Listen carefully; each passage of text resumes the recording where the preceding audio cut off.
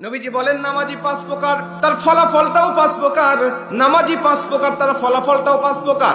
প্রথম নম্বর নামাজি হবে জাহান্নামী, দ্বিতীয় নম্বর নামাজিও হবে জাহান্নামী, 3 নম্বর নামাজি হবে জান্নাতি, 4 নম্বর জান্নাতি, 5 নম্বর জান্নাতি। তাহলে বলেন তো নামাজি কত প্রকার, ফলাফল কত প্রকার? 5 প্রকার। দেখেন তো আমরা কোন প্রকারের মধ্যে রয়েছি।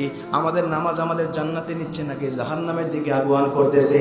আমাদের নামাজ আমাদেরকে জান্নাতের দিকে নিয়ে যায় নাকি জাহান্নামের দিকে নিয়ে যাচ্ছে? আমরা সময় নষ্ট করে নামাজ আদায় করতেছি, কিন্তু এই নামাজটা আমাদেরকে কোন পর্যায়ে নিয়ে যাচ্ছে? নবীজি বলেন প্রথম নম্বর নামাজি হলো জাহান্নামী। কেন?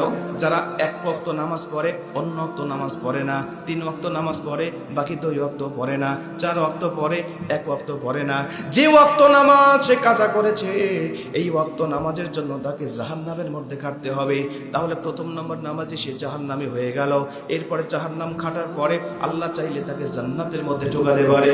দ্বিতীয় নম্বরে নবীজি বলেন যেই ব্যক্তি নামাজ পড়ে 5 ওয়াক্ত, 1 ওয়াক্ত নামাজও সে কাজা করে না, কিন্তু নামাজ পড়ার পরে, নামাজ শুরু করার পরে শয়তান এসে তাকে বারবার ধোঁকা দিতে থাকে। শয়তান তার মনোযোগটা নামাজ থেকে কেড়ে নিয়ে চলে যায়। ও ব্যক্তিও নামাজ শয়তানের সাথে মনোযোগটা ছেড়ে দেয়, শয়তানের কাছ থেকে মনোযোগটা কেড়ে নিয়ে আসার চেষ্টা করে না। শয়তান মনোযোগ নিয়ে ব্যবসা প্রতিষ্ঠানে লাগায় দিয়েছে, ও ব্যবসা প্রতিষ্ঠানের হিসাব করা শুরু করে দিয়েছে। শয়তান তার মনোযোগ নিয়ে ক্ষেত খামারে লাগায় দিয়েছে, ও শয়তানের সাথে সাথে মনোযোগটা ক্ষেত খামারের মধ্যে নিজেও লাগায় দিয়েছে। শয়তানের কাছ থেকে মনোযোগটা কেড়ে নিয়ে আসার চেষ্টা যে নামাজি করতে চায় না, নবীজি বলে আল্লাহ পাক তাকে জান্নাত নসিব করাবেন না। ওই নামাজ আল্লাহ পাক কোন রকম প্রতিদান তার কাছ থেকে নিয়ে এনে দিবে না।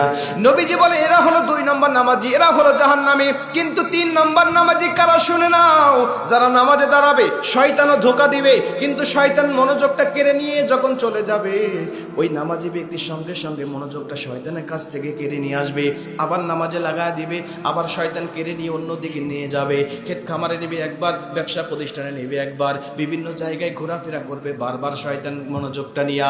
কিন্তু ওই নামাজি শয়তানের কাছ থেকে মনোযোগটা বারবার কেড়ে নিয়ে আসবে। নবীজি বলে এই নামাজি বারবার শয়তানের কাছ থেকে মনোযোগটা কেড়ে নিয়ে আসার কারণে আল্লাহ পাক খুশি হয়ে ওই নামাজিকে জান্নাত দান করবে। সুবহানাল্লাহ।